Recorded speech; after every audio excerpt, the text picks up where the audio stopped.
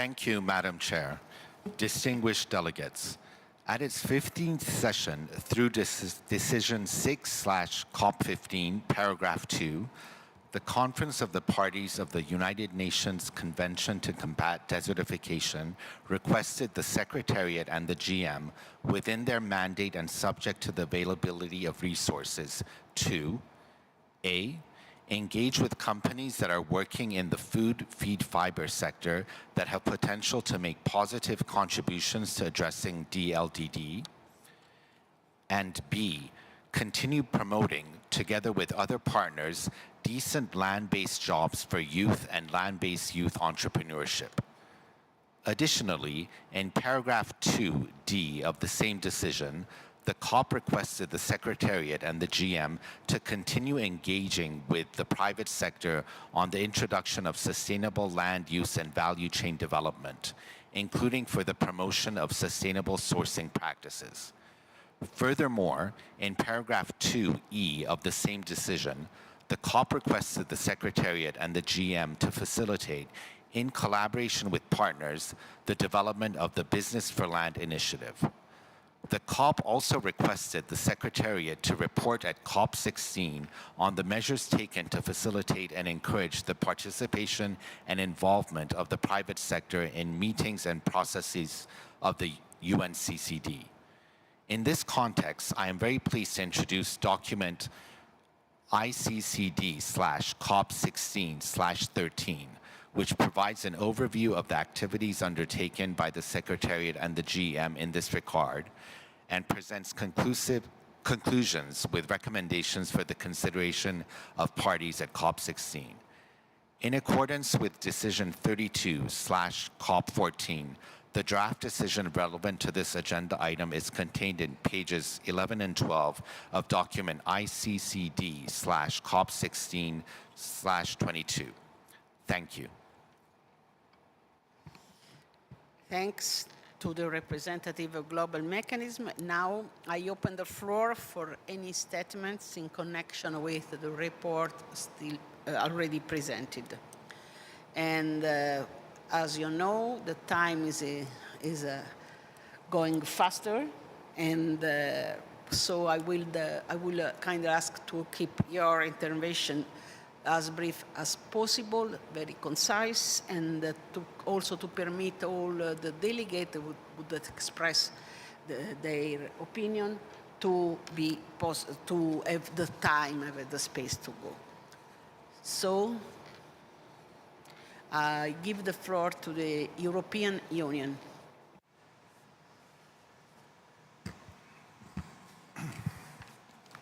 Thank you, Madam Chair. Distinguished delegates, ladies and gentlemen, I'm speaking on behalf of the European Union and its member states. The EU and its member states thank the Global Mechanism for the report on participation and involvement of the private sector in meetings and proceedings of the UNCCD.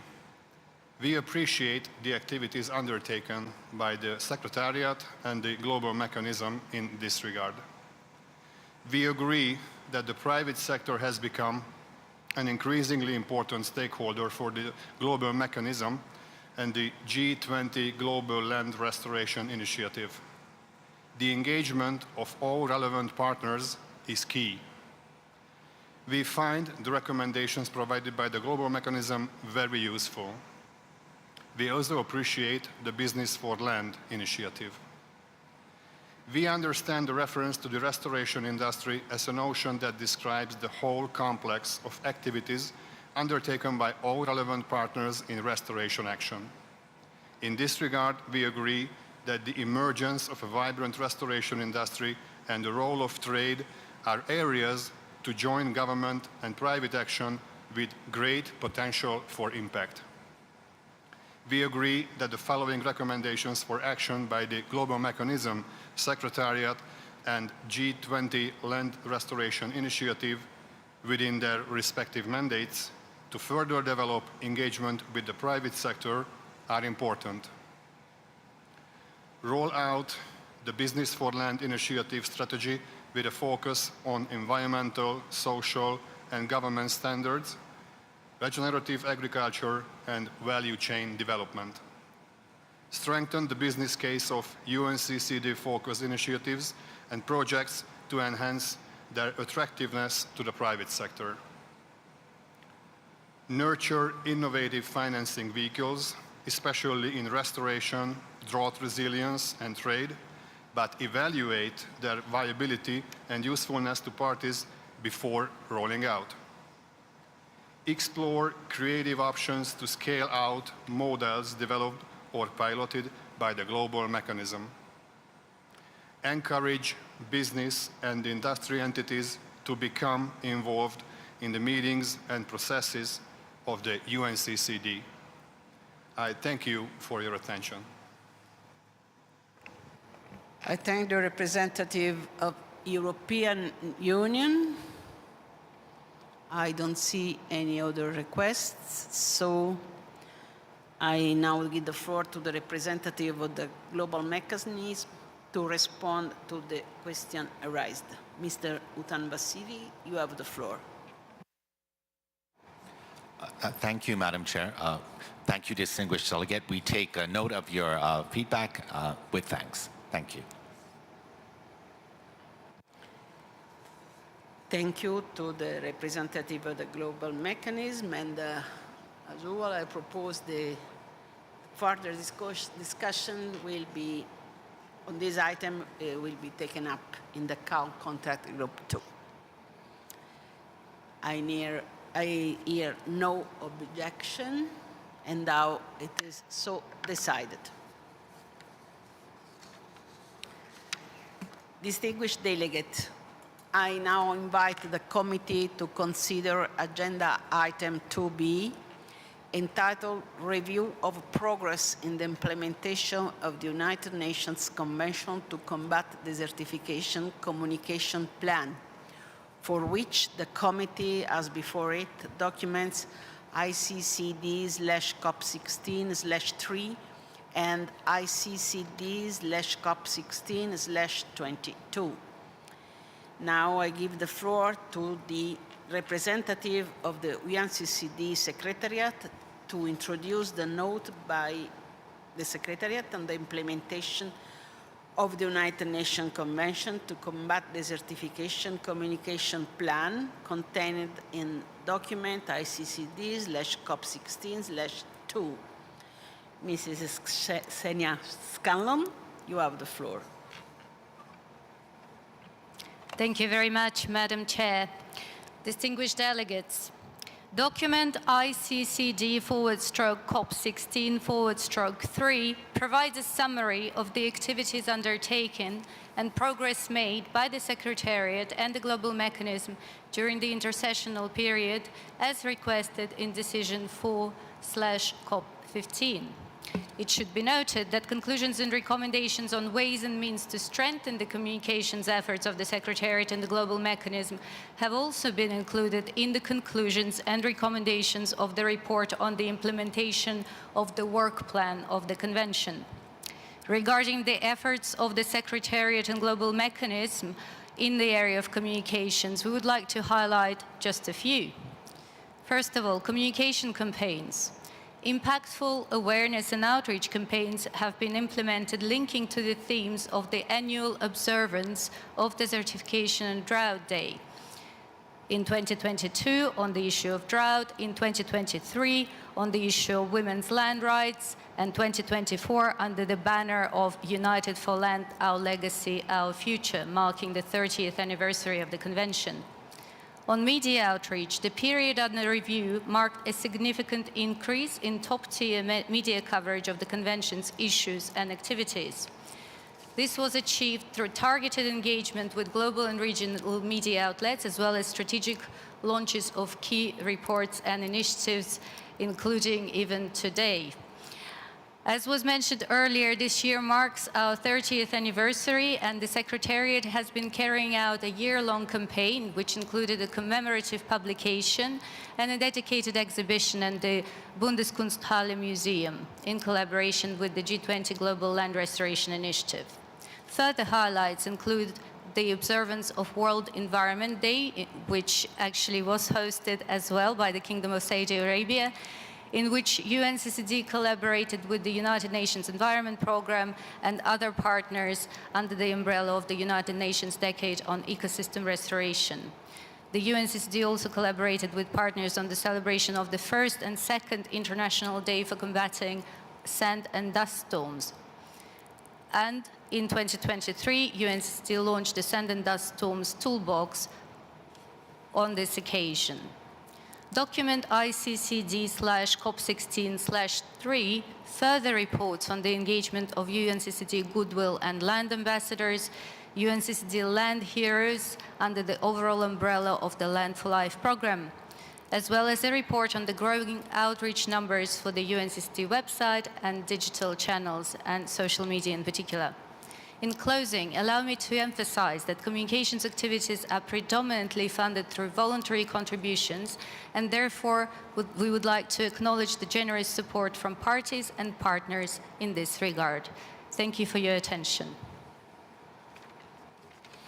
I thank the representative of the UNCCD Secretariat, and now I open the floor in connection with the note that was just introduced. I kindly request speakers to keep statements brief, and the delegation wishing to take the floor are invited to press the microphone button. And now I give the floor to the European Union. Thank you, Madam Chair. Distinguished delegates and representatives, the European Union and its 27 member states recognize the essential role of the UNCCD communication activities in effectively reaching a broader audience, promoting awareness and understanding on desertification, land degradation and drought, as well as the scientific knowledge built by works of the UNCCD. We thank the Secretariat for providing information on the review of progress in the implementation of the UNCCD Communication Plan over the 3 years, 2022, 23, and 24, and we take note of these reports. We welcome the expansion of the UNCCD communication and outreach activities to a broader, non-English speaking audience, the providing of training activities for journalists in multiple regions ahead of this COP, as well as the enhanced engagement achieved through the reporting years. We also welcome the specific effort in engaging with women and youth and the promoting of success stories. In that regard, we further encourage the Secretariat to expand the focus to other priority audiences, including policymakers, line ministries in charge of land-based sectors, the civil society organizations, and the private sector, which should include landowners, land managers, and smallholder farmers. In our view, it's more essential to systematically incorporate gender awareness raising into trainings and capacity building activities. As regards the direction of communication activities for the next millennium, we would like to stress the following priorities. It's crucial that the work of the UNCCD activities, including its communication, remain on implementing the strategic framework in its entirety and in achieving the land degradation neutrality and drought resilience. Therefore, it should focus on promoting existing science-based work, initiative and actions on the ground, including from the SPI, the Global Land Outlook, the Economic of Land Degradation Economics, WOCAT, and other major scientific achievements. We also would like to strengthen and advocate for coordinate activities with the climate change and biodiversity communities. And finally, we believe that the available resources in the Secretariat should be focused on the most effective communication tools in terms of urgent risk relative to the cost incurred. Thank you very much for your attention. Thanks to the representative of the European Union, and now I give the floor to the representative of Ecuador. Gracias, señora. Thank you, Madam Chair. We thank the Secretariat. Thank you for the documentation and the processes driven by the convention. Ecuador believes that the effective, transparent, and timely communication is essential when it comes to achieving neutrality in land degradation and to strengthening drought resilience. We recognize that it is only through clear narratives and inspiring narratives with specific goals that we can mobilize collective actions that promote sustainable management of land and tackle thus the loss of biodiversity, adapting to the adverse effects of climate change. We must deploy efforts to bring greater visibility to successful processes, best practices, and emblematic cases with positive results. This to be replicated and inspire other actors to join.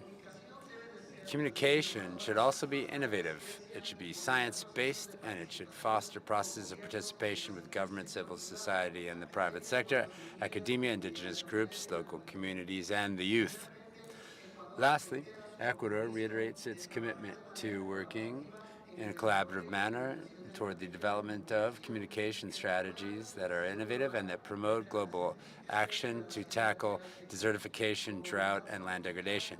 It is with political will, international communication, and robust communication strategies that we can turn around current degradation processes. I thank you. Thank to representative of Ecuador. I don't see any other request. And so I will give the floor to the representative of the MCCD Secretariat to respond to comments and the questions. Mrs. Xenia Scanlon, you have the floor. Thank you very much, Madam Chair. Indeed, we take very good note of the comments that have been made, and we will indeed continue to implement the communication strategy as part of the overall strategic framework of the Convention and its probable work. Thank you. Thanks to the representative of the UNCCD Secretariat. Distinguished delegates, now I invite the committee to consider agenda item 4, entitled Promotion and Strengthening Relationships with Other Relevant Convention and International Organizations, Institutions, and Agencies. The committee has before it documents ICCD/COP16/4 and ICCD/COP16/22. I now give the floor to the representative of the UNCCD Secretariat to introduce the document ICCD/COP16/4. Mrs. Xenia Scanlon, you have the floor. And thank you very much, Madam Chair and distinguished delegates. This time I have the honor to introduce document ICCD/COP16/4, which corresponds to the elements for a draft decision proposed under Chapter 2 in document ICCD/COP16/22. The document is entitled Promotion and Strengthening of Relationships with Other Relevant Conventions and International Organizations, Institutions, and Agencies, and it provides a summary of the actions taken by the Secretariat in response to Decision 8/COP15. The document includes an overview of activities undertaken by the Secretariat and the Global Mechanism on implementing a more targeted partnership approach. Further, the document highlights activities undertaken to strengthen synergies between the Rio Conventions and other multilateral environmental agreements, including through the Joint Liaison Group of the 3 Rio Conventions.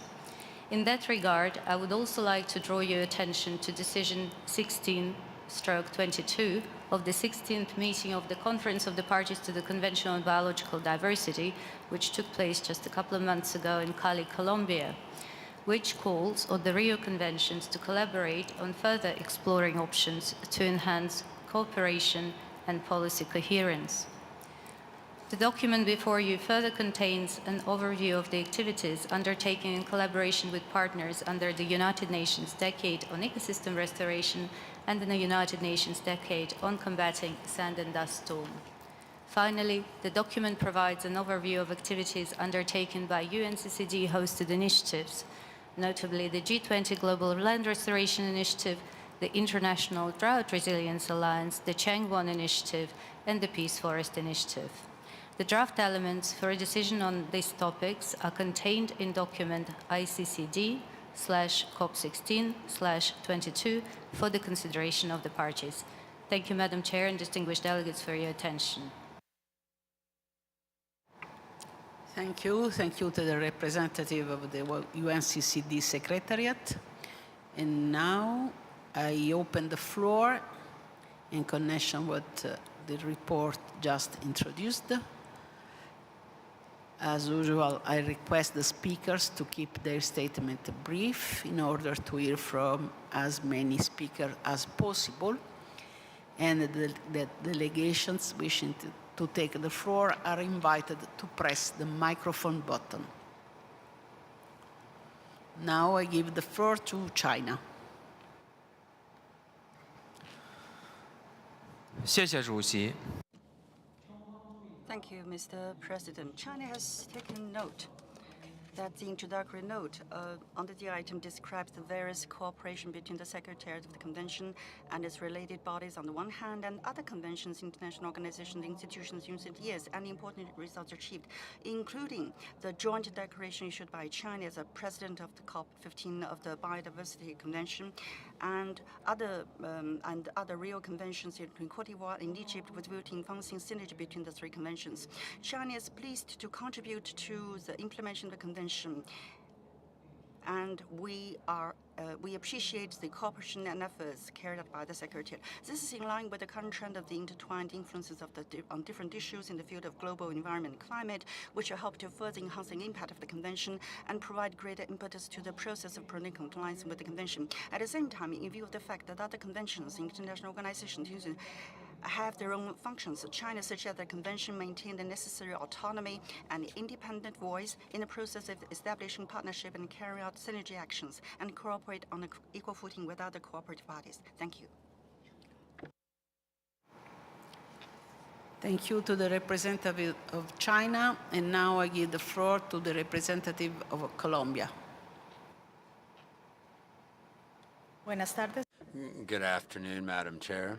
Colombia recognizes that the environmental crisis that we face is complex and it's interconnected. The impact of desertification affect not just ecosystems, they affect communities and the most vulnerable communities in particular. It is crucial that we strengthen cooperation and synergy between the three Rio Conventions: climate change, biodiversity, and degradation. We should do this with a financing strategy that facilitates the mobilization of resources from all sources to promote national programs and projects that reflect cooperation between the conventions. This could maximize the impact of the actions, avoid duplication of efforts, and optimize resources. For Colombia, it is important that the strategy promote existing synergies between national programs, articulate concrete actions of climate agendas, desertification and biodiversity agendas, fostering joint projects that bring multiple benefits.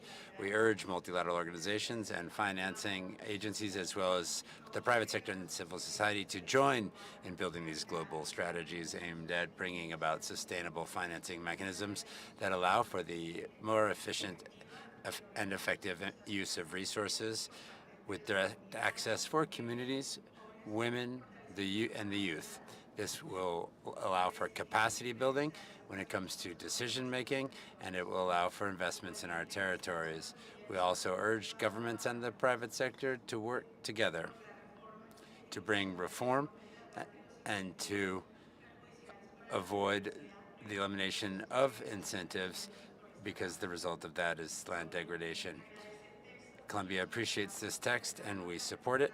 We underscore the importance of encouraging parties to identify synergies in the creation and implementation of the national plans, with efforts to bring together the three-year conventions. We encourage the ongoing joining of efforts to strengthen alliances that help to reduce land degradation, increase drought resilience, and bring about a greater articulation of instruments for climate change and drought resilience. The Montreal, the biological conversion, and The climate change indicators all must be brought together. We urge countries to work to identify synergies between the three conventions, working with the nations in order to tackle the crises that we face today. Thank you. Thanks to the representative Colombia, and now I give the floor to the representative of the European Union.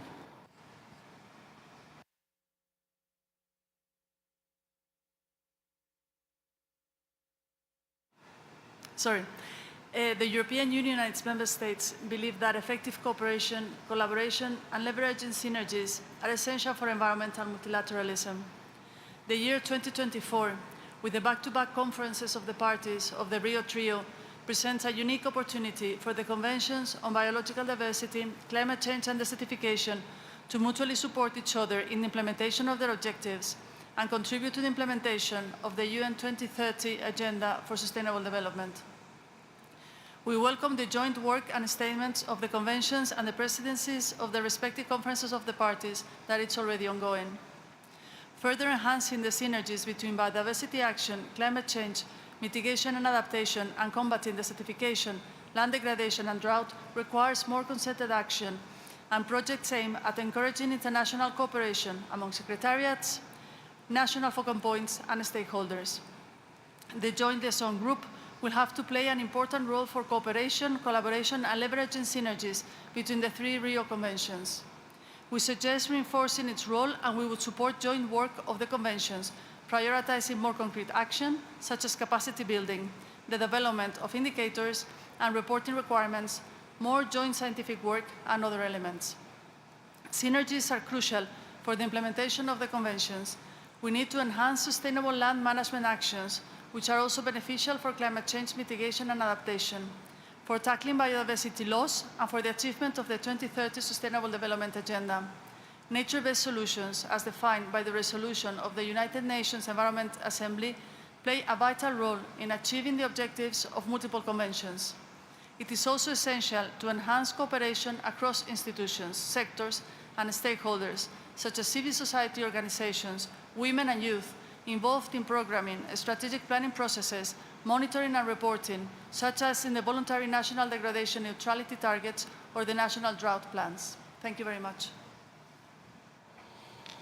I thank the representative of the European Union, and I give the floor to the representative of Ecuador. Gracias. Thank you, Madam Chair. We thank the Secretariat for the documents. The challenges that we face, such as land degradation, desertification, and drought, call upon us to have a comprehensive and multi-sectoral approach based on joint efforts. It is clear that through strategic alliances, it is only thus that we can maximize the impact of our action. It is thus that we can mobilize resources, financial resources, exchange technical know-how, and promote best practices. These relationships help us to coordinate efforts when it comes to implementing sustainable solutions. These protect biodiversity, they restore ecosystems, and they strengthen our resiliency in the face of the adverse effects of climate change. Ecuador promotes complementarity and synergy between the different environmental multilateral agreements. This includes in the generation of core data, the use of digital platforms, and the simplification of monitoring and reporting processes, of course, with a respect for the goals, scopes, and financial requirements that we see individually with each instrument. These alliances should bring about concrete action that improve the quality of life of populations and ecosystems. This should bring an increase in resources for high-impact actions, scaling up practical efforts to tackle desertification, land degradation, and drought. This would allow us to build a legacy of cooperation and resilience. Thank you, Madam Chair. Thank you to the representative of Ecuador, and now I give the floor to the representative of Mexico. Gracias. Thank you, Madam Chair. Distinguished delegates, it is only through collective action, shared action, that we can address the tremendous and formidable challenges we face. Multilateralism is the most efficient mechanism for resolving the overarching problems faced today. We have recognized that the cross-cutting and inclusive nature of the global framework requires a broad view. It must go beyond the environmental sector. Mexico urges the Rio Convention, the Biodiversity Convention, and the Convention on Desertification to work together, establishing concrete links, and this includes with international conventions that are linked to the fight against desertification, including the chemical and residual conventions because of the effect that they can have on natural resources, especially soils and in the area of generating synergy. Because this is so important, nationally, after the Third Bern Convention, Mexico undertook a similar activity between the federal and local levels, academia, civil society, and Rio Convention focal points. We worked with other multilateral conventions as well to coordinate and align our work in preparing our national instruments, our key national instruments, to address these processes. Mexico, thus, appreciates the exchange of ideas that arose from Bern and the three conferences. We offer our full support to this important agenda. We also call for this to be in the decision document that comes from this event. Thank you very much. Thanks to the representative of Mexico. And now I give the floor to the representative of Guatemala. Gracias, señora presidenta. Thank you, Madam Chair. For Guatemala, aligning the three Rio Conventions is essential. This comprehensive approach allows us to address interrelated problems more effectively. It also allows for us to optimize the use of financial and technological resources. This is particularly critical for developing countries. Guatemala holds one of the greatest amounts of biological diversity. However, we face challenges such as deforestation and agricultural expansion. These are degrading our ecosystems. Aligning these conventions affords us an opportunity to generate synergy that brings comprehensive strategies to protect vital resources such as clean water and fertile lands. Further, climate events, extreme climate events such as drought and flooding, are seriously affecting food security, exacerbating rural poverty. This is particularly the case in vulnerable areas such as the dry corridor. The relationship between the conventions would allow for us to develop more solid strategies for tackling these challenges, strengthening the resiliency of our communities. We iterate that aligning the three Rio Conventions is crucial when it comes to tackling environmental challenges on a comprehensive manner. For Guatemala, this is an invaluable opportunity to protect our natural resources, guarantee sustainable development, and bolster our decision-making capacity in strategic areas. Call upon this Assembly to bring about greater international coordination and to ensure that developing countries can have access to the resources necessary to build a more sustainable and equitable future. I thank you kindly. I thank the representative of Guatemala, and now I give the floor to the representative of Dominican Republic. Thank you, Madam Chair. Good afternoon, Excellencies and distinguished delegates. The Dominican Republic recognizes the importance of promoting and strengthening relationships between the United Nations Convention to Combat Desertification and other relevant conventions, particularly with the Convention on Climate Change. The link between desertification, drought, and climate change is undeniable. For instance, land degradation increases vulnerability to extreme climatic events, while the climate crisis exacerbates the effects of drought and desertification. These synergies not only foster collaboration among international frameworks, but also facilitate the exchange of data, knowledge, and best practices, optimizing the resources available. A close collaboration between these conventions allows us to address these challenges in a more integrated and effective manner. In this regard, we highlight the need to align global strategies that promote innovative and sustainable solutions, maximizing the impact of our joint actions. However, it is equally crucial to acknowledge the key role played by other conventions, such as the Convention on Biological Diversity, and international agencies such as FAO, the World Bank, and others. These entities are essential for implementing sustainable agricultural practices, developing land management policies, and mobilizing financing to combat desertification and drought. The mention of the Climate Change Convention does not diminish the relevance of these other collaborations. Instead, it underscores the importance of a comprehensive approach where each organization contributes its strength and expertise. The Dominican Republic reaffirms its commitment to working collaboratively with the UNCCD and other relevant organizations to ensure that our initiatives are not only efficient, but also adaptable to current and future needs. Together, we can create a more robust framework that enhances the resilience of our communities and the sustainability of our natural resources. Thank you. Thank you to the representative of Dominican Republic, and now I give the floor to the representative of Panama.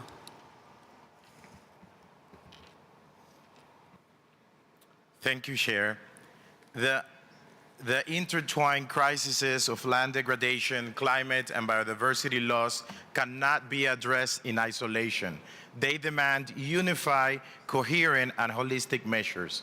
Let us remember that these three conventions were born together, yet over time, they have diverged into silos.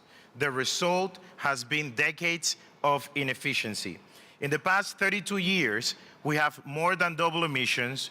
We are on a pathway to assassinate half of all living creatures on Earth, and land degradation has expanded, deepening the misery of millions, if not billions. Simply put, we have not only failed, we have miserably failed.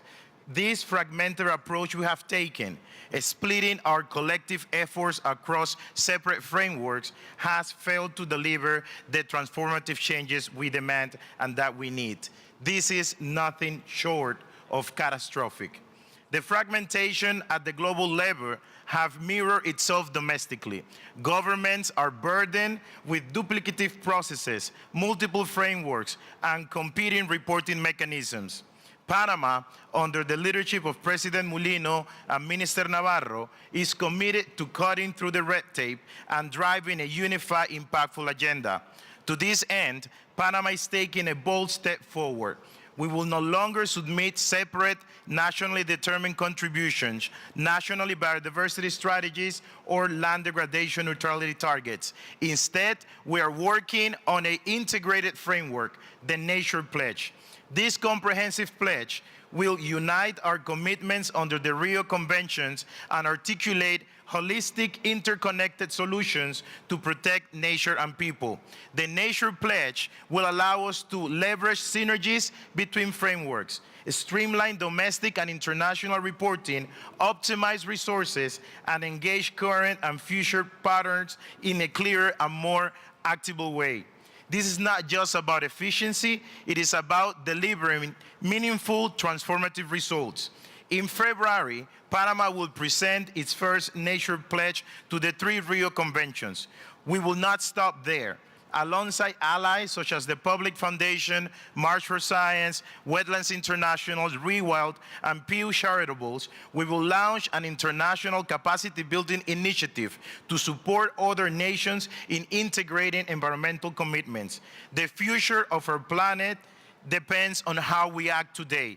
Let us work together to build bridges between conventions, policies, and nations, not walls of bureaucracy. Thank you very much. Thank you to the representative of Panama.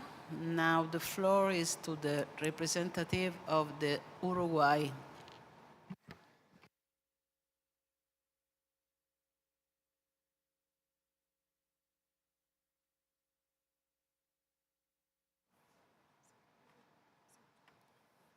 Okay. Gracias, señora Presidenta. Thank you, Madam Chair. We wish to thank the Secretariat. Thank you for the report you prepared.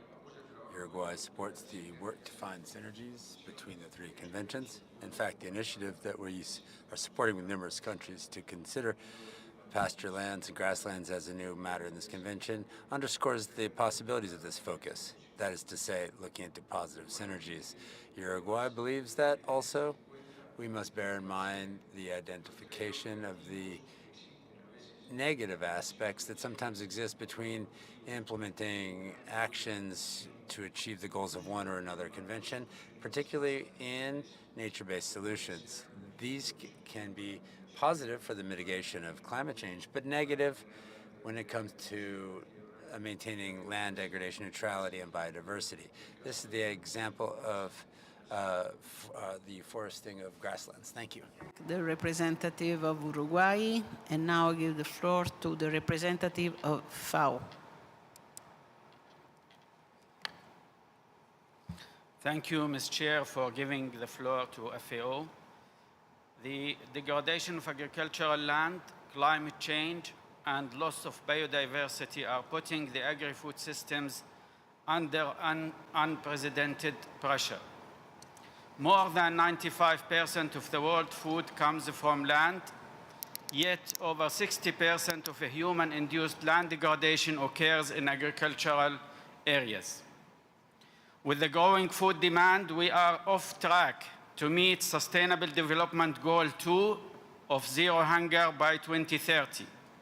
To secure future food, feed, fiber, and energy, degraded agricultural land must be restored to ensure sustainable production while supporting biodiversity, carbon sequestration, and other valuable ecosystem services. This year's triple conferences of the parties has proven a unique opportunity to highlight the role of agri-food systems in tackling the interconnected triple challenge of land degradation, climate change, and biodiversity. Agri-food systems hold the solutions to major interlinked challenges facing people and the planet: climate change, biodiversity loss, land degradation, food insecurity, and poverty. Global biodiversity plan, climate, Paris Agreement, and land degradation neutrality goals are unattainable without agri-food system solutions. Agri-food systems need to be prioritized in multiple environment agreements and fully integrated into national planning processes and strategies. The Agri-Food System Day proved an occasion to spotlight the role of agri-food system as an integrated approach to accelerate progress and find triple wins that support the achievement of global commitments to land degradation neutrality, climate change adaptation and mitigation, sustainable use and conservation of biodiversity, and the overarching goal of enhancing food security. FAO, IFAD, and UNCCD co-organized an opening event of the Agri-Food Systems Day to set the tone for the day, which demonstrated why food and agriculture are central to achieving global objectives for land degradation neutrality, climate action, and biodiversity conservation.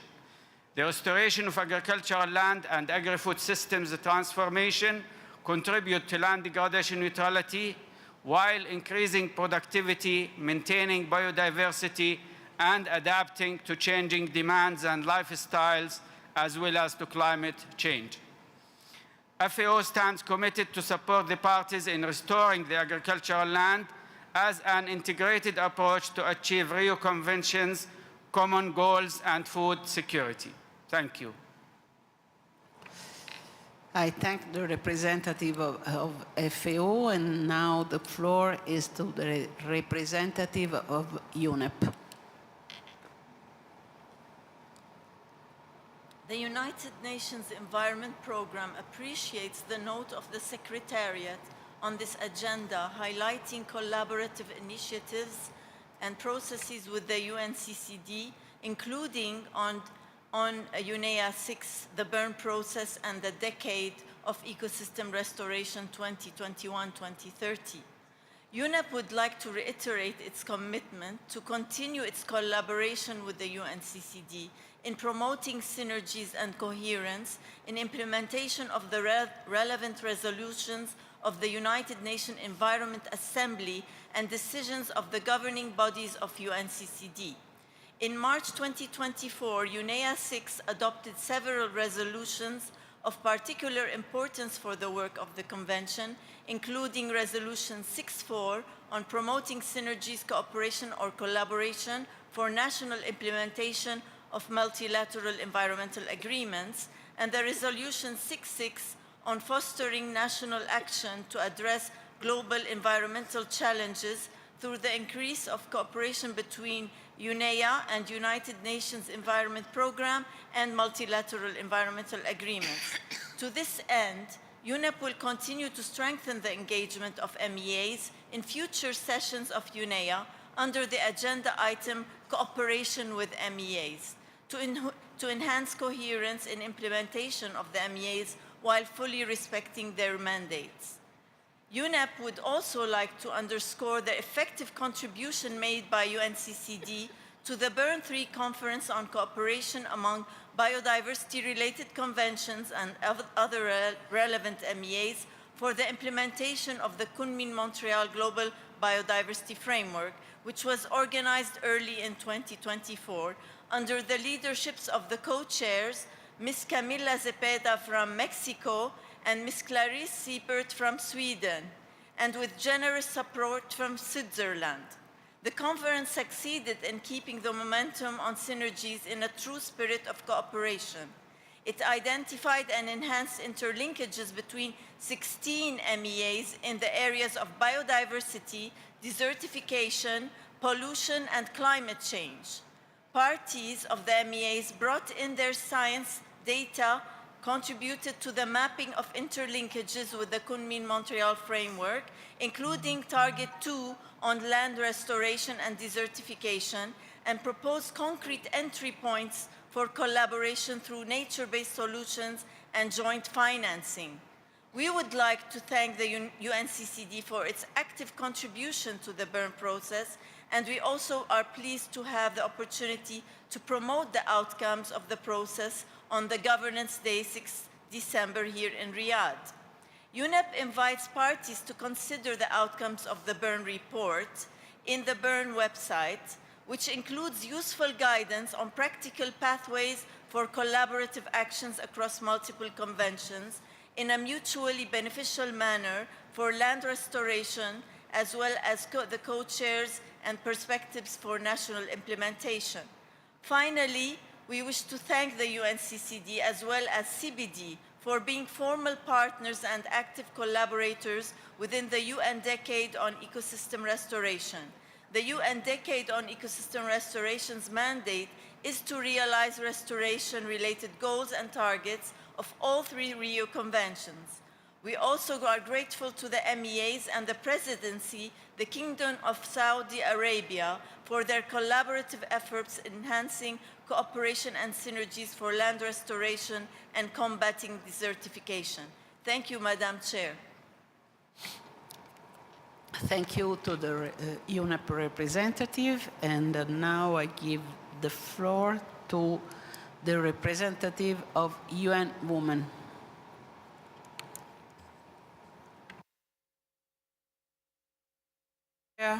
For giving UN Women the floor. Synergies, not silos, create solutions. Synergies are critical for effective implementation of the Rio Conventions, and gender equality and women's human rights are a fundamental link connecting the Rio Conventions and the Sustainable Development Goals. Each of the Rio Conventions has made advances in advancing gender equality. All emphasize the critical role of women in advancing holistic approaches to environmental protection and sustainable development, including through the agenda action plans.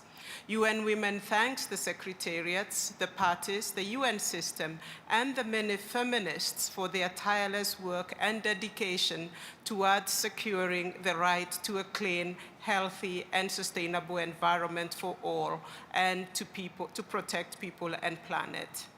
Chair, so much more remains to be done. And now is the time for gender-responsive implementation across the 3 Rio Conventions. Allow me to share the following recommendations that are embedded in our newly published working paper on gender-responsive Rio Convention synergies. First, we must promote women's voices and agencies and foreground their lived experiences across this work and secure commitments for capacity for stakeholders, parties, and national focal points and the convention secretariats. Second, financing from all sources must significantly be increased for gender-responsive initiatives that cut across the 3 conventions, including for much-needed capacity development at all levels. For example, here at COP16, the budget decision includes support to increase the capacity of the UNCCD to deliver on gender-responsive solutions through adding gender expertise. We call on parties to support this decision. Third, we must establish a formal mechanism to support the synergistic planning, implementation, monitoring, and reporting.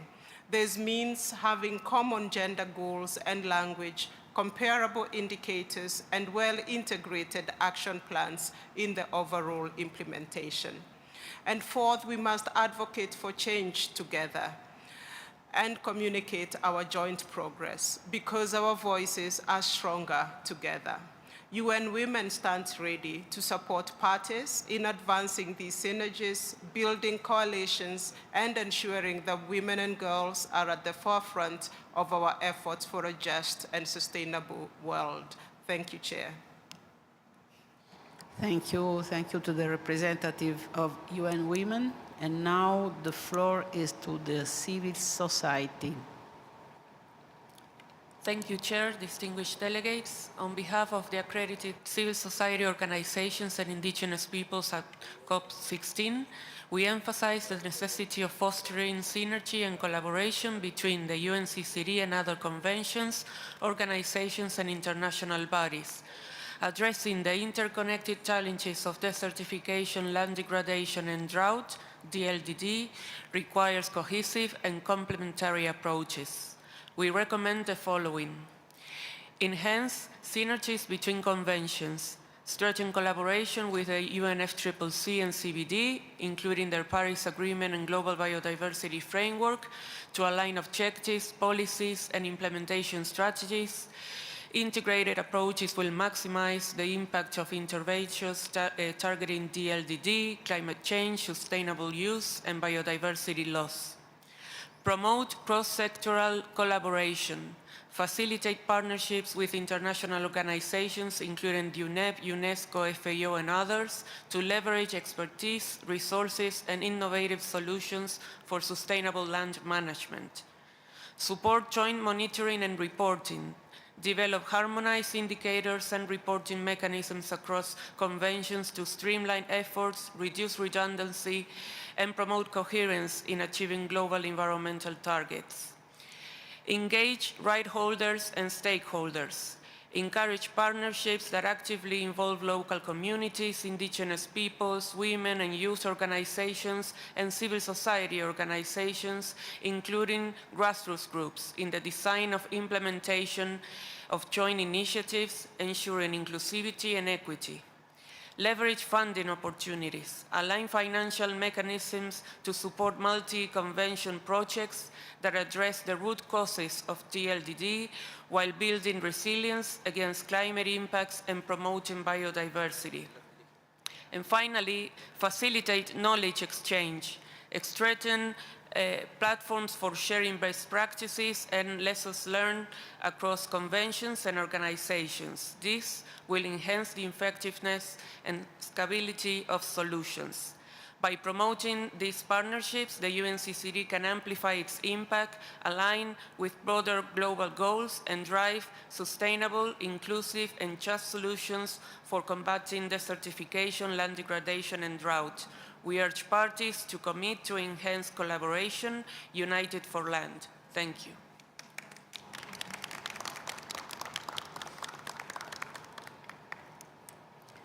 I thank the representative of the civil society, and now I give the floor to the representative of the State of Palestine. Thank you. شكرا سيدتي. Thank you, Madam Chairperson. Representatives of the states, we in the State of Palestine support the 3 Rio Conventions, and we call for synergies amongst these conventions because there is a link between the 3 conventions that contributes to protecting biodiversity and combat desertification and drought. Palestine faces many challenges to protect biodiversity and natural life, especially forestry, and also the challenges of climate change and desertification in our country, in addition to incapacity to access our natural resources because of the genocide that we continue to face because of the occupation. And despite these challenges, we work and endeavor to protect and sustain our resources. We thank this initiative for synergies among the 3 conventions, and we thank the Kingdom of Saudi Arabia for its efforts to promote the protection of land, combat desertification and drought. I thank you. Thank you to the representative of the State of Palestine, and now the floor is to the representative of the Republic of Korea. Thank you, Chair. Since 2012, Korea has been leading efforts to define the concept of land degradation neutrality and restore degraded land through the Changwon Initiative. Furthermore, the Greening Dryland Partnership project has contributed to forest restoration and improved livelihood for local communities in various regions, including Africa and Latin America.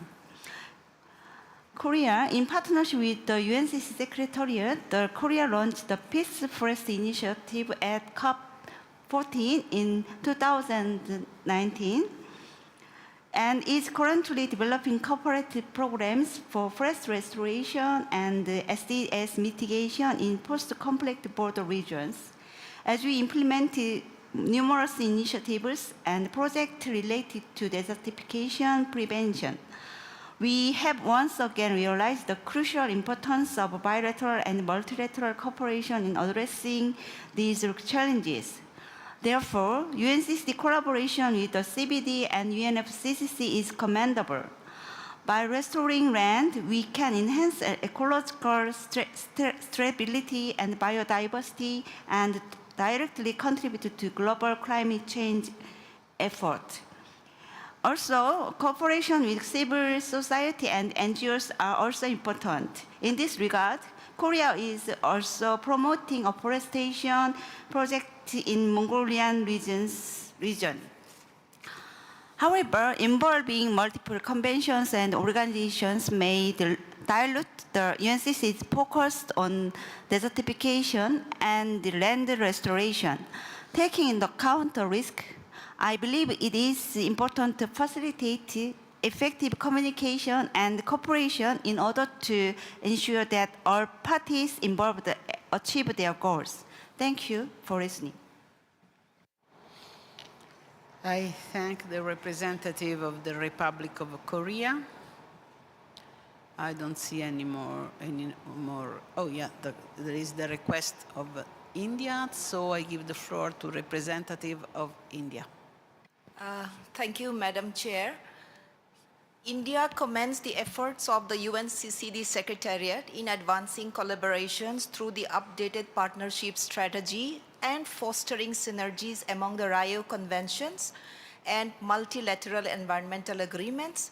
At COP14, the Honorable Prime Minister of India announced our ambitious target to restore 26 million hectares of degraded land by 2030, complemented by our nationally determined contribution goal of creating an additional carbon sink of 2.5 to 3 billion tons of carbon dioxide equivalent through afforestation and tree cover.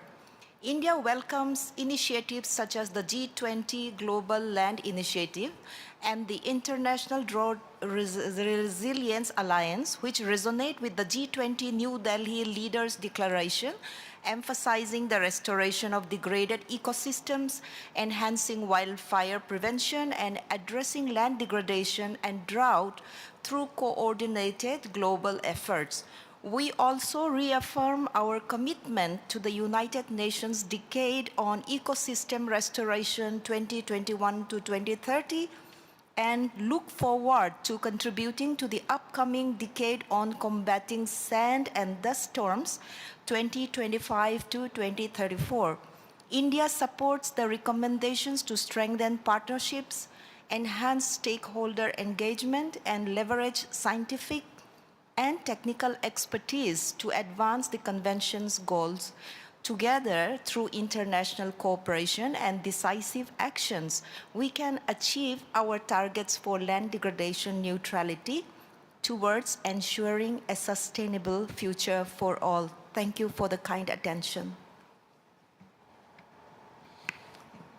Thank you to India for its intervention, and now I don't see no more requests, and so I give the floor to the representative of the UNCCD Secretariat to respond to questions and the comments.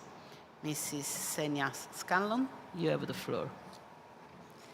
Thank you very much, Madam Chair. And first and foremost, allow me to thank parties and stakeholders not only for their comments, but also for their engagement and partnership throughout and for their encouragement. We have taken good note of the comments and we will make sure that these are integrated in subsequent iterations. Thank you, Madam Chair.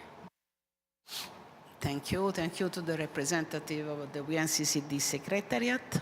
And I propose that further discussions on this item in its totality be taken up in the COW contact group 2. And I understand that the representative of China, oh, sorry, I have to close, sorry, before. I no objection, and it is so decided. So, I understand that the representative of China is requesting the floor, and we have the floor, representative of China, please.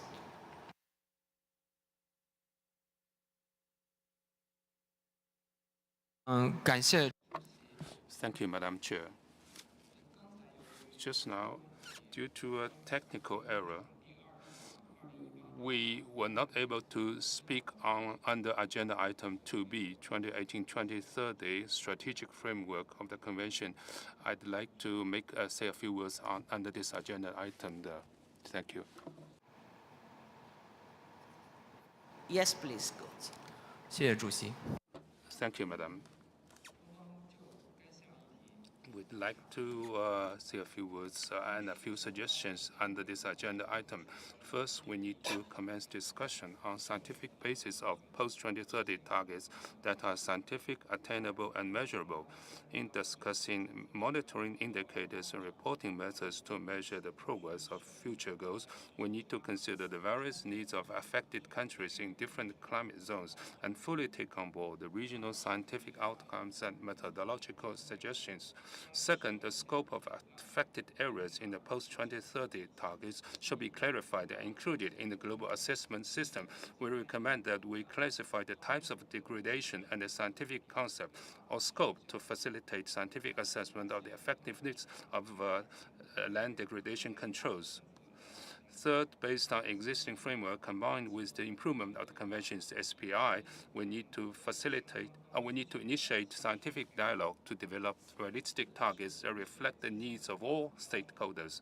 Fourth, the baseline setting standards should be clarified so that all parties can establish a unified target management system and determine accurate and reasonable global targets. The indicator system with land at its core should be improved to better guide the development and implementation of policy at the national and international levels. Thank you, Madam. Thank you to the representative of China. And now we start again with the current today agenda and distinguished delegates. And now I invite the committee to consider the agenda item 7A, entitled Participation and Involvement of Civil Society Organizations in Meetings and the Processes of the United Nations Convention to Combat Desertification. The committee has before it documents ICCD/COP16/12 and ICCD/COP16/22. I now give the floor to the representative of the UNCCD Secretariat to introduce the document ICCD/COP16/12. Mr. Marcos Montorio, you have the floor. Thank you very much, Madam Chair. By its decision 5 COP15, the Conference of the Parties requested the Secretariat to address a number of issues relevant to the involvement of civil society organizations in meetings and processes of the UNCCD. The COP requested the Secretariat to develop a youth engagement strategy and the modalities for its implementation to ensure stronger, effective, and meaningful participation of youth in the meetings and processes of the Convention. By the same decision, the COP requested the Executive Secretary to report at its 16th session on the implementation of the decision, including to report on the CSO panel on the implementation of its tasks. Following this request, the Secretariat produced the document ICCD/COP16/12, entitled Participation and Involvement of Civil Society Organizations in Meetings and Processes of the United Nations Convention to Combat Desertification. This document contains the reports of the Executive Secretary and the panel on the measures undertaken by both to implement the above-mentioned decision. The document highlights the work undertaken with key stakeholders, including people living in rural areas, women, youth, persons with disabilities, indigenous peoples, and local communities. It provides recommendations for consideration by its parties at COP16 on ways to strengthen the participation of civil society organizations in the UNCCD process, as well as on the implementation of the youth engagement strategy. Thank you so much, Madam Chair. I thank the representative of the UNCCD Secretariat, and now I give the floor to the representative of the UNCCD CSO panel, Mr. Charles Balagun OUC. You have the floor. Thank you, Madam Chair. Distinguished delegates, on behalf of the Civil CSO panel, I express gratitude for the opportunities to address this plenary and share the collective voice of civil society. We thank the Kingdom of Saudi Arabia for hosting COP16, the hospitality in Riyadh, and effort to enable CSO participation.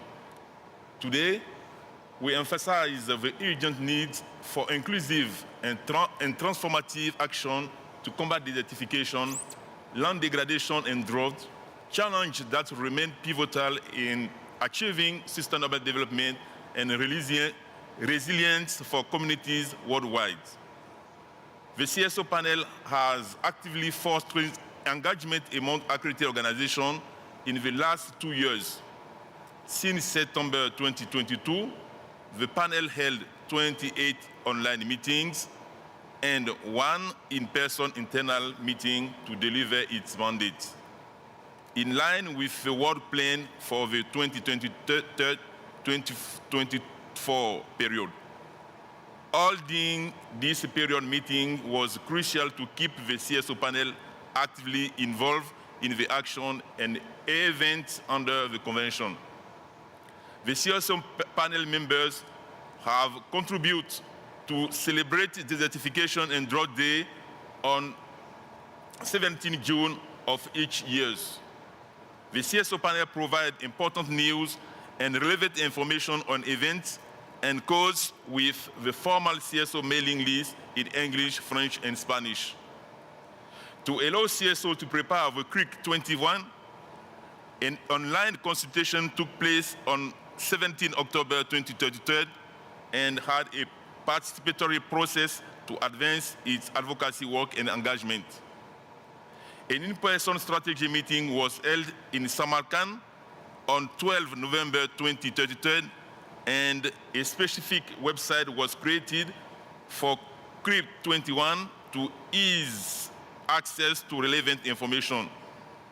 The panel facilitated 4 online consultations in 2024 toward COP16, including a working group carrying out different tasks in the inter-sessional period to ensure a participatory process to organize CSO advocacy and engagement.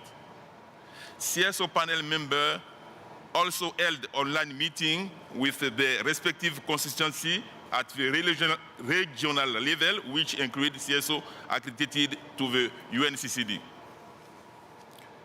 Additionally, the panel met with relevant civil society actors such as the UNCCD Youth Caucus, the Durand Network, and the Civil Society and Indigenous Peoples Mechanism for relation with the United Nations Committee on World Food Security.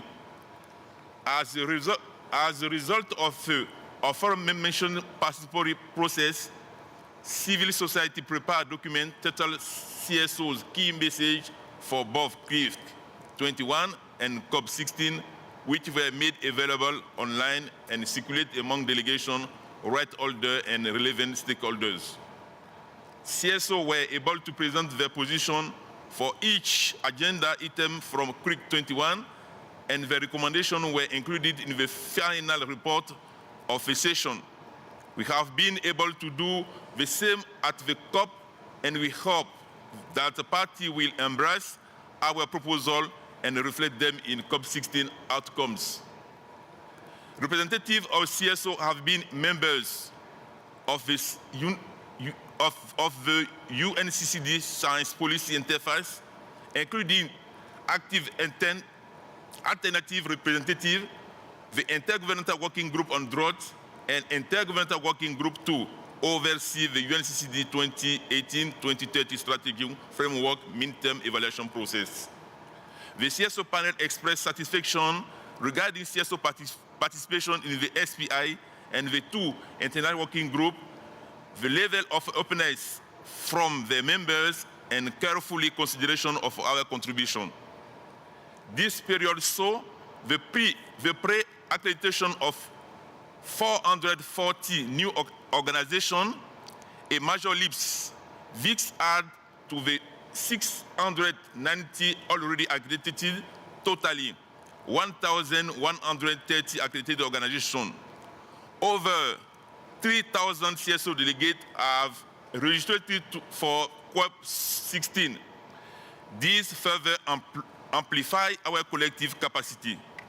The Secretariat has been working with the Global Environment Facility, GEF, the International Union for Conservation of Nature, DryNet, and the CSO panel on the finalization of the medium-sized GEF project titled Strengthening Civil Society Role in Achieving Land Degradation. This project aims to increase the capacity and recognition of civil society in contributing to address to land degradation neutrality, principle and policy, programs and investment. This project will soon commence implementation. The launch of the Youth Engagement Strategy marks a milestone in empowering the next generation of land stewards. We commend the training of 16 young negotiators and huge party to allocate resources to expand such initiative. Your voices are not just vital, they are indispensable to the transformative change we seek. The Land Rights Campaign spotlights the critical role of women in land restoration. Women's organizations are demonstrated unparalleled resilience and innovation in addressing land degradation. CSO panel members have engaged in UNCCD Gender Caucus in joint meeting with the youth, with Women Caucus on a CBD, UNCCD and UNFCCC, as well as a workshop on women land rights. The civil society panel employs the mailing list, the website and online translation tool to share information with civil society in English, French, and Spanish. Still, language remains an important barrier that hinders full engagement from civil society representatives. Therefore, we request parties to increase support for more resources and tools to facilitate information dissemination and consultation direct at civil society in multiple languages for more inclusivity. Capacity building is key as well. More and more new civil society colleagues are attending UNCCD meetings, and they need to know the process and the platform and opportunities it offers to make the most out of participation. For that, civil society also needs financial support. We call on parties to sustain this momentum by providing enhanced support for civil society participation and remain committed to maintaining open, participatory, and inclusive process at the UNCCD. In this sense, we believe that the process could be enhanced by receiving civil society at a regional meeting before, during UNCCD meeting, and allows civil society as a silent observer in a contact group in line with the open, preparatory, and inclusive process that the UNCCD is the People's Convention. Given the increasing number of civil society accredited to UNCCD process, we invite the party to consider organizing an instant to reflect on the past years of a CSO panel and how this mechanism could be improved and adjusted to be able to respond to guidance and the coordination need of more and more organizations. We call on parties to strengthen gender-responsive policy and provide targeted resources for women-led initiatives, ensuring their full integration into decision-making frameworks. In this same line, in order to encourage more inclusivity with UNCCD, we call on parties to support and facilitate the establishment of an regional people caucus with the UNCCD to enhance the effective and practical participation in the UNCCD process. CSOs have been supporting and demanding full respect for the rights of indigenous people as well as local community as guardian of land from the very beginning. We will continue to do so. In closing, the full report of CSO activities to implement decision 5/COP15 is at your disposal as document ICCD/COP16/12. I want to thank my colleagues on the panel for the effort over the 2 years. We express our gratitude to Mr. Marcos Montero and his team in the UNCCD Secretariat for the constant support and guidance to the panel and the CSO in general. As we convene here in Riyadh, the CSO panel reaffirmed its commitment to partnering with the parties, the UNCCD Secretariat rights holders and stakeholders. Let us remember that the land system as a whole, our action today will shape its legacy for generations to come. On behalf of civil society, I urge you to rise to this moment with bold, inclusive, just, and transformative decision. I thank you, Madam Chair.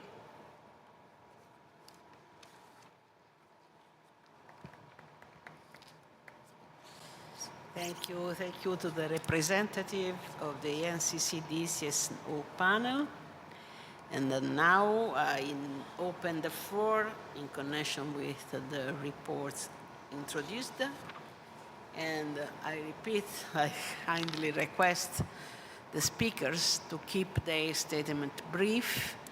And this is in order to give the possibility to as many as a speaker could be aired.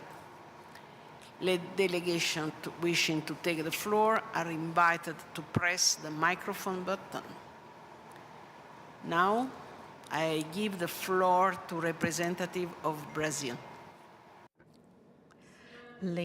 Madam President, honorable delegates, this 16th Conference of the Parties of the UNCCD brings with itself all of its central topics, such as the impact of desertification, land degradation, soil, and drought upon people, as well as the role of people in the restoration of soils.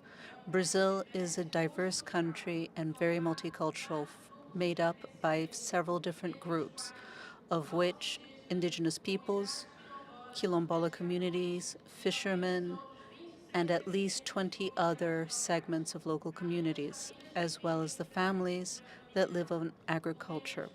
By means of the participatory social councils, these groups participate in the formulation and implementation of public policy. Therefore, we understand it is important in the process of maturing the UNCCD that people, especially those that are most vulnerable, and their organizations have the opportunity to influence the decisions that are taken by the parties of this convention. It is important to highlight that the Convention on Climate Change has an indigenous and local communities people caucus.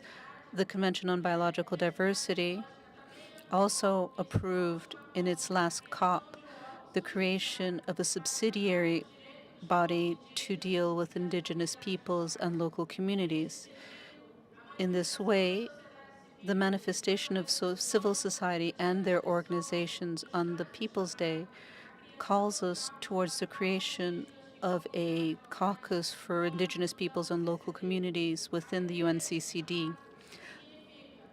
Listening to this call means recognizing the ancestral knowledge of these people in the fields of the forests and the waters that know and manage land, that provide important ecosystem services. Not only this, the creation of the caucus guarantees visibility to the questions that deal with those that are most vulnerable to the processes of drought and desertification. In conclusion, Brazil supports the creation of the Indigenous Peoples and Local Communities Caucus within the UNCCD, and we hope that this topic has the opportunity of being debated here. Thank you very much.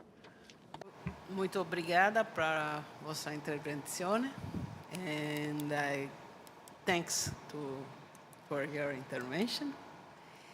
And now I give the floor to Guatemala. Thank you, Madam Chair, distinguished delegates, and respected members of the indigenous communities. Today, I stand here on behalf of Guatemala, a nation brought together by the vibrant cultures, knowledge, and traditions of its indigenous people. Guatemala is home to 23 distinct indigenous communities, including Maya, Garifuna, and Xinca, who together represents cornerstone of our country's social and cultural identity. For centuries, these communities have been guardians of our natural resources, practicing sustainable land management, preserving biodiversity, and maintaining a spiritual connection with the earth. Their role is not only central to our cultural heritage, but also to the social fabric as current political strength of our government in Guatemala. Indigenous leadership has significantly contributed to decision-making process at local and national levels, particularly in the last year, offering unique perspectives on sustainable and resilience. However, as we gather to address land degradation and desertification, we must acknowledge a gap within this framework. Unlike other global conventions, such as the Convention on Biological Diversity and the United Nations Framework Convention on Climate Change, the UNCCD has yet to establish a formal mechanism for indigenous people to have their own space for voice and representation. This omission undermines the global response to the environmental challenge that we face, as it neglects the insight of those who have sustainably managed their territories for generations. Guatemala supports and strongly advocates the creation of an inclusive and institutionalized space for indigenous people within the UNCC, as civil society mentioned. Their participation is not only a matter of equity, but a necessity for achieving the Convention's goals. Indigenous knowledge systems are invaluable for designing nature-based solutions, restoring degraded lands, and adapting to the extreme that climate change is producing. We call upon this COP to ensure that the voices of indigenous people are not just recognized, but actively included in shaping global policy. Let us follow the example set by other conventions and honor the commitments of the United Nations Declaration on the Rights of Indigenous People. Together, we can build a future rooted in justice, sustainability, and the respect for the ancestral wisdom that has protected our planets for millennia. This is not just a call to action, it is a recognition of the vital role indigenous communities play in the survival of humanity and the planet itself. Thank you, Madam Chair.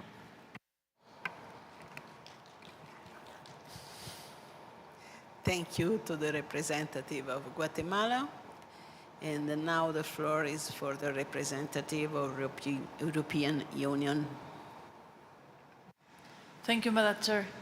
The European Union and its member states believe that civil society organizations play a pivotal role in democratic governance at multilateral, at regional, national, and local levels. They work on the ground on combating desertification, land degradation, and drought, contribute with valuable expertise to enrich our discussions, and help us monitor the implementation of our commitments in tackling DLDD. We appreciate the contributions of the UNCCD Civil Society Organization Panel, such as the participation in the UNCCD Science Policy Interface, the Intergovernmental Working Group on Drought, and the Intergovernmental Working Group on the UNCCD 2018-2030 Strategic Framework Midterm Evaluation. CSO participation is crucial for ensuring an inclusive and transparent processes. The European Union and its member states are committed to fostering an enabling environment that promotes the active participation and involvement of CSOs in the UNCCD. We look forward to discuss at this COP how we can enhance their engagement within the UNCCD.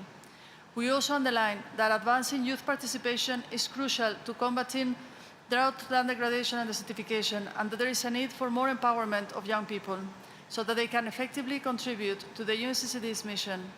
We welcome the youth engagement strategy and encourage parties and the UNCCD Secretariat, civil society organizations, youth organizations, the private sector, academia, local governments, and other relevant actors to implement it and to particularly engage and empower young women and girls. We also welcome the Land Youth Negotiators and Land Heroes programs and related initiatives. Finally, we also welcome the convening of the open dialogue sessions organized by civil society organizations, as well as the organization of the Youth Conference here at COP16. Thank you for your attention. Thank you to the representative of the European Union, and I give the floor to the representative of China. Thank you, Madam Chair. China thanks the Secretariat for the document on CSO's participation and involvement in UNCCD meetings and processes. The document fully reflects the level of CSO's participation and engagement in the convention process and the positive role it plays in global desertification governance. In particular, the Secretariat has taken a number of initiatives, including the panel on CSO participation, financing accredited CSOs to participate in meetings under the Convention, and the process of formulating a youth participation strategy.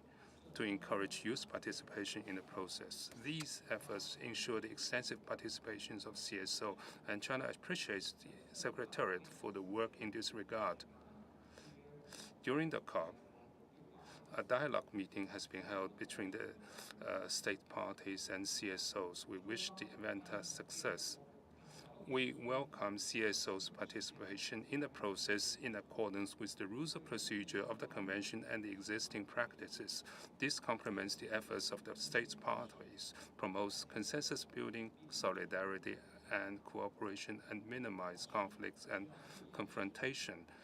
It is necessary to note at the same time that the Convention is an intergovernmental process that is state party-led. Contact groups are part of the negotiating process under the Convention framework and deal with substantive decisions. CSOs, as observers, are not entitled to decision-making process under the Convention.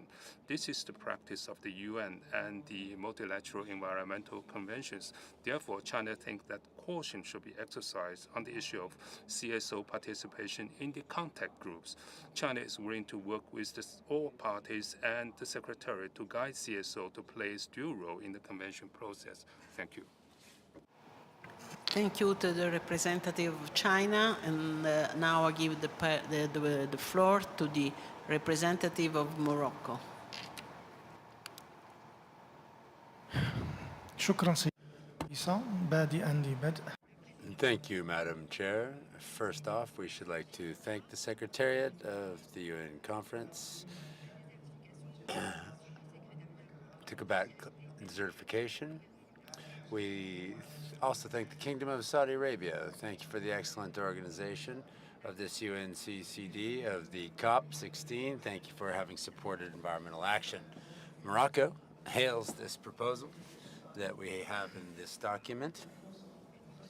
This is a proposal that seeks to provide an opportunity to civil society organizations, including the accredited organizations. This affords them the opportunity to participate in different activities within the convention. It's very important to know that collective action is important when it comes to fighting drought, land degradation, and the impact of climate change and the loss of biodiversity. This allows for us to support synergies between different actors, including civil society. CSOs have a very important role to play. This role has allowed for support of the Secretariat. It has allowed for support of all stakeholders and member states and parties to the convention. It is important that we strengthen synergies and partnerships with CSOs. It is important to hold an exchange of know-how and to support the process that will allow for us to honor the commitments made vis-a-vis our convention. I thank you, Madam Chair. I thank the representative of Morocco, and now I give the floor to the representative of Eswatini. Thank you, Secretariat. We appreciate the document, and we do welcome the participation of CSOs. As indicated by other country parties, they represent the youth and the indigenous people. Their voice is very important. However, we also note that within the UN rules, when it comes to decision-making in the contact groups, it's exclusive. So we need to be careful as we implement and discuss this subject to ensure that they participate. However, when it comes to the decisions that are taken in the contact groups, it's exclusive for member states. Thank you very much.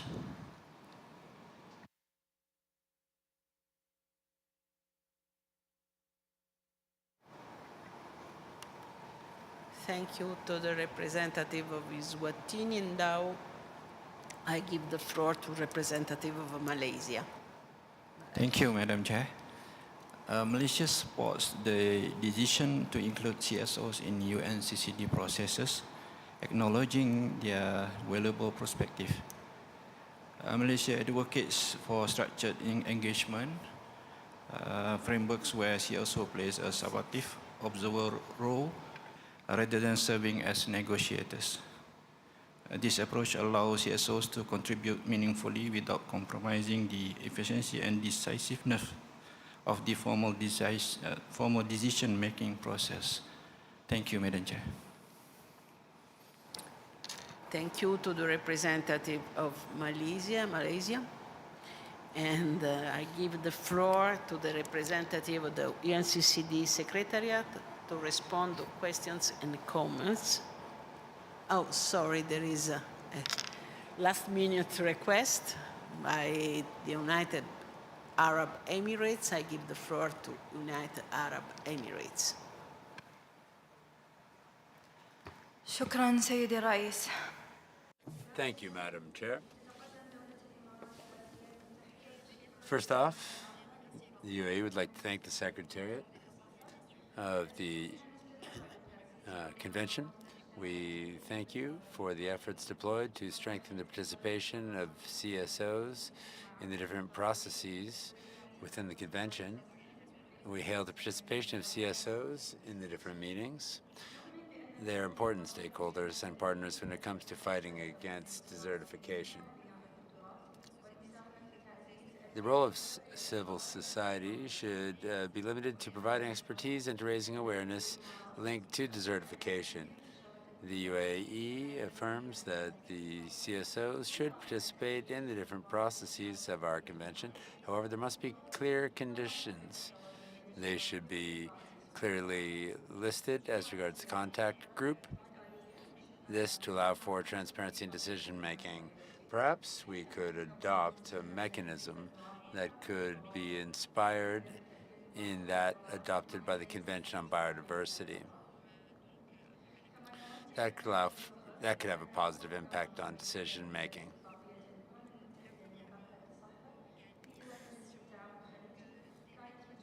The first organization accredited by is an Emirates group that is working to support our efforts to deploy our fight against desertification.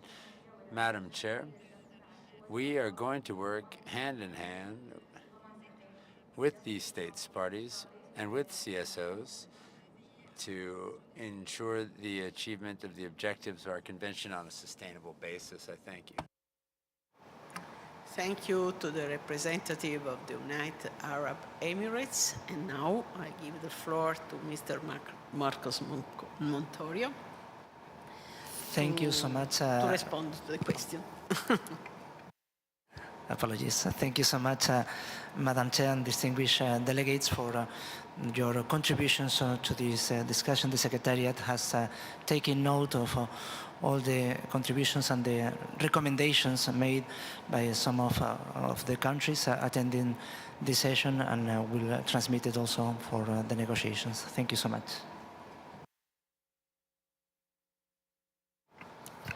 I thank the representative of the UNCCD Secretariat, and I propose that the further discussions on this item in its totality be taken up in CAO Contact Group 2.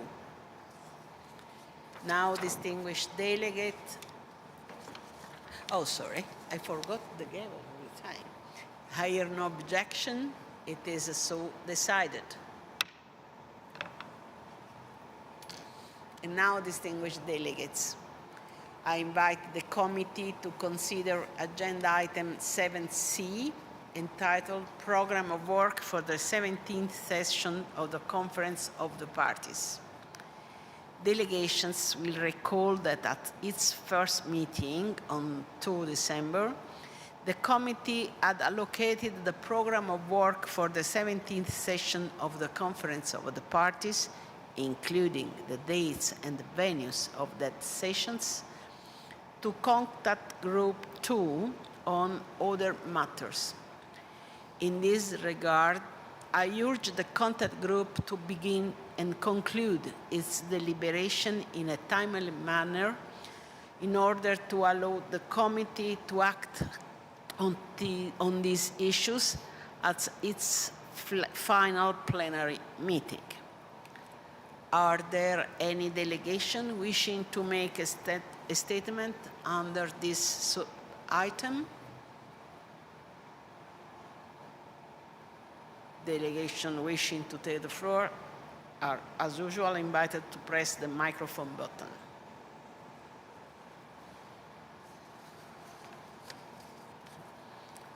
I hear no request, and I propose that further discussion on this item in its totality be taken up in the COW contact group 2.